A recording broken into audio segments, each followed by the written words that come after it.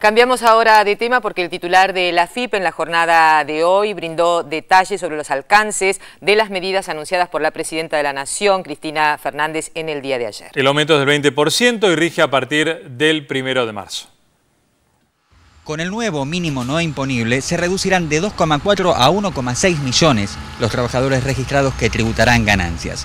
Más del 82% no pagará a partir del 1 de marzo. El titular de la AFIP, Ricardo Chegaray, hizo precisiones al anuncio de la presidencia. La situación actual es de 12.960 pesos, ganancia no imponible se va a 15.552 pesos. Respecto del cónyuge, la situación actual es de 14.400, se va a 17.280 pesos. En el caso de hijos, por cada hijo de 7.200, 8.640. Las otras cargas en general, tenemos de distintos tipos. Se está haciendo de el número que tenemos dando vuelta de 5.400 a 6.480. Las deducciones especiales son la propia técnica en la liquidación impositiva, lleva de 62.000 a 208 a 74.650 pesos. Y la deducción especial de autónomos, que se va de los 12.960 pesos a 15.552 pesos. En la misma conferencia, el administrador del ANSES, Diego Bocio, dio cuenta de que el haber mínimo jubilatorio creció más de 14 veces desde que Néstor Kirchner lo descongelara en 2003. El haber mínimo jubilatorio, que en la actualidad es de 1.879,67, pasa a 2.165, como dijo la presidenta. La pensión asistencial, de la que hablamos recién, pasa de 1.502 a 1.730. Y el haber máximo jubilatorio pasa de 13.770 a 15.861. Hay 9.000 jubilados y pensionados que van a pasar a cobrar 15.861. Además, hay 34.000 jubilados y pensionados que cobran más que este haber máximo por decisión de la justicia o por algunos regímenes especiales como la justicia y otros regímenes particulares que tienen sistemas jubilatorios diferenciables. En otro orden, la AFIP desmintió publicaciones de la prensa interesada respecto del mercado cambiario y adelantó que pidió la colaboración a gobernaciones, municipios y bancos para que actúen en forma frente a evasores a los que se suspendió su quit. El aumento del mínimo no imponible no conformó por igual a la dirigencia sindical. Hugo Yasky dijo que esperaban un 25%, pero que igual es un paso hacia adelante, mientras que para Hugo Moyano el aumento es completamente insuficiente. Creemos que es un avance, que es un dato positivo el hecho de que se reacomode la cifra. Sabemos que no es la solución. Para nosotros la solución de fondo es cambiar la ley. Creo que tiene que ser un impuesto mucho más progresivo. Hay que incorporar para que paguen los jueces, hay que incorporar para que paguen los que hacen transacciones financieras. Esto va a permitir que sea casi imperceptible la presión sobre los asalariados de la franja más baja. Pero bueno, esta discusión requiere el cambio de la ley y sabemos que en un año electoral es muy difícil, así que esto por lo menos afloja el lazo y nos da una perspectiva cierta respecto de la discusión de las paritarias. Por supuesto que hubiese sido mejor una solución más de fondo, pero seguramente la vamos a poder discutir en el corto plazo. Nos preocupa seriamente que no se satisfagan los pedidos que hemos hecho y que estos anuncios que dio ayer no son suficientes para resolver el avance de la inflación en nuestro país. Si uno considera que pasaron 2 años para que se toque el mínimo no imponible, la inflación en esos 2 años alcanzó cerca del 50% y el aumento del mínimo no imponible es el 20%, estamos perdiendo terriblemente los trabajadores frente a esto. A nosotros nos resulta completamente insuficiente porque las expectativas, ¿no es cierto?, teniendo en cuenta que durante los últimos 3 años no se había aumentado, creíamos que los topes iban a ser mayores. Desgraciadamente no ha sido así. Y teniendo en cuenta que falta la discusión salarial del año 2013. ¿Qué va a pasar entonces? Que parte de la discusión salarial del año 2013, del año que hemos iniciado, se la va a llevar el gobierno nuevamente. Y otro de los temas también que perjudica es que al haber aumentado o mejor dicho, al no haber aumentado la cifra para los que cobran asignaciones familiares, menos gente va a cobrar asignación familiar. Sí. Y para hablar de ganancias y también de jubilaciones, Marta Perín se encuentra con nuestro compañero Raúl de la Torre. Saben ustedes que es columnista de economía en las distintas ediciones de Visión 7. Te escuchamos, Marta. Saludamos a Raúl también. Hola a los dos. Hola Cecilia, Juan.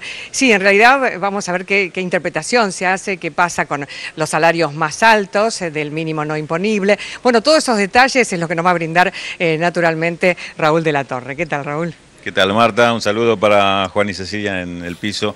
Bueno, y veíamos las repercusiones que hay, obviamente, repercusiones que tienen muy controversiales, podríamos decir, con respecto a este ajuste en el mínimo no imponible y las deducciones. Hay que aclarar esto de las deducciones porque esto es parte de lo que hoy anunció Ricardo Echegaray, que ayer no estaba claro en el anuncio de la presidenta, por lo menos no había sido explicitado, que también las deducciones por cargas familiares también aumentan un 20%. Esto es importante para aquellos que tienen hijos a cargo y aquellos que pueden también deducir por el cónyuge o la cónyuge.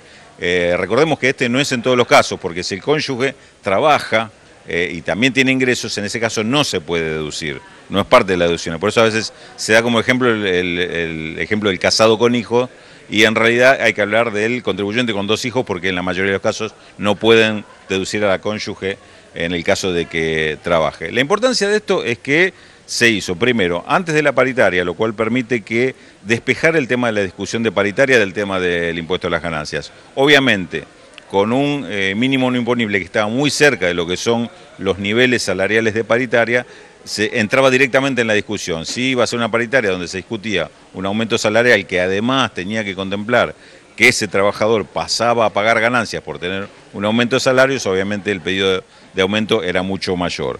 Esto es oportuno y, como dice, recién escuchábamos Hugo Yasky, es un paso adelante. Lo que no termina de dar todos los pasos que se están reclamando es porque lo que están planteando algunos gremios, algunas de las centrales sindicales, es que haya un debate mucho más a fondo y de una reforma global, integral del impuesto a las ganancias, para que realmente pase a ser, como ayer lo dijo la presidenta, en vez de un impuesto a las ganancias, un impuesto a los altos ingresos, que sería otra cosa, que sería incluir, por ejemplo, los ingresos por intereses financieros, los ingresos de sectores que están exceptuados como los jueces, una escala diferente del impuesto, es decir, la tasa que se paga de impuesto que sea mucho más baja para los ingresos medios o medio altos y que suba después progresivamente hacia los ingresos más elevados. Hoy el salto es tremendo, Marta. Se empieza pagando el 9%, inmediatamente 800 pesos más arriba ya se paga el 14%, 800 pesos más arriba ya se paga el 19%, es decir, la tasa se eleva muy rápidamente por aumentos que en realidad son mínimos con respecto a salarios de 5, 7, 8 mil pesos, ¿no? ¿Cómo repercute en el bolsillo del trabajador que gana más de 11.000 pesos en bruto? Tenemos que aclarar en bruto. ¿Cómo repercute? Hasta 20, por ejemplo. Hay un cálculo que dice que estos trabajadores que estarían en esta franja pasarían a pagar alrededor de la mitad del impuesto que están pagando. Es decir, un trabajador que está pagando cerca de 1.000 pesos, por ejemplo, un trabajador que tiene un ingreso de 14, 15.500 pesos de salario bruto, hoy está pagando alrededor de 900 o 1.000 pesos. Ese trabajador pasaría a pagar alrededor de 500 pesos por mes. Esto según el cálculo que dio la propia AFIP, teniendo en cuenta este descuento, en este caso toma el descuento de un trabajador que tenga cónyuge a cargo más 2 hijos. Este sería el ejemplo. Yo te diría que inclusive se podría dar el ejemplo al revés. ¿Qué hubiera pasado si no hubiera habido esta modificación? Y probablemente este año el trabajador con un aumento del 20 o 25% en paritarias hubiera pasado a pagar el doble de lo que estaba pagando. En vez de 900 o 1.000 pesos hubiera pasado a pagar cerca de 2.000 pesos si no se hubiera dado esta modificación. De una forma o de otra el cambio es importante en el bolsillo de ese trabajador. Raúl, y a propósito... Raúl nos escucha. Sí, a propósito del aumento anunciado en el día de ayer por la presidenta sobre el aumento a los jubilados, digo, ¿cuál es el análisis que se puede hacer? ¿Cuáles son las cifras? No, fíjate, es un buen punto de referencia para tomar con respecto a lo que estábamos hablando del impuesto a las ganancias. En el tema de jubilados se ha resuelto un mecanismo de movilidad jubilatoria automático, es un cálculo matemático que se hace sobre los ingresos del sistema más otras variables que se toman como la cantidad de contribuyentes que hay del sistema y entonces se va actualizando semestralmente. Esto está dando como resultado un aumento anual que está en el orden del 25 al 30%. Ahora justamente el aumento para el mes de marzo, recordemos que después hay un segundo aumento en septiembre, este aumento va a ser de alrededor del 15%, lo cual te está marcando que hay una actualización permanente de esa retribución a los jubilados después de muchísimos años que pasamos con jubilaciones congeladas o prácticamente, porque los aumentos eran ínfimos. Ese es un sistema que es un sistema que se sustenta a sí mismo, que está funcionando bien y que es muy importante para asegurar una base de ingresos para los jubilados. En el caso de impuestos a las ganancias,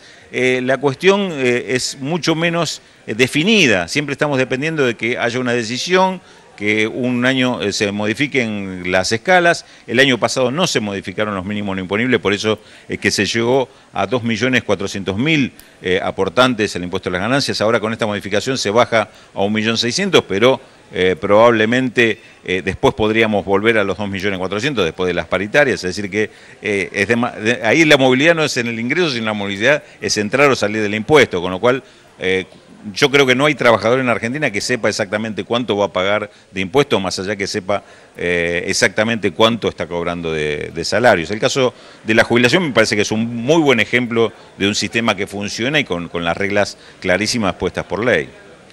Muy bien, muchas gracias, Raúl. Sí, ¿me querías decir algo más?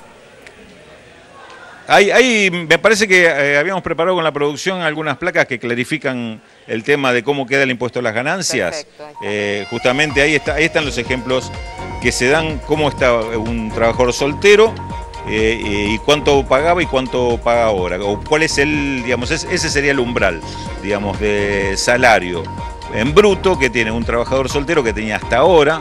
Ese es el salario que tenía cercano a 7.000 pesos, con el cual no pagaba el impuesto, y ahora ese umbral se corre a 8.360. Lo mismo el casado con hijos, que sube a 11.500 pesos aproximadamente. Este es lo que recién estábamos explicando. 2.400.000 personas estaban pagando el impuesto a las ganancias. Con esta modificación baja a 1.600.000. Hay que aclarar acá que con las paritarias obviamente después este 1.600.000 se van a ir incorporando otros que con esta escala no pagan. Y finalmente, esto es bueno conocerlo porque esto es la situación en otros países.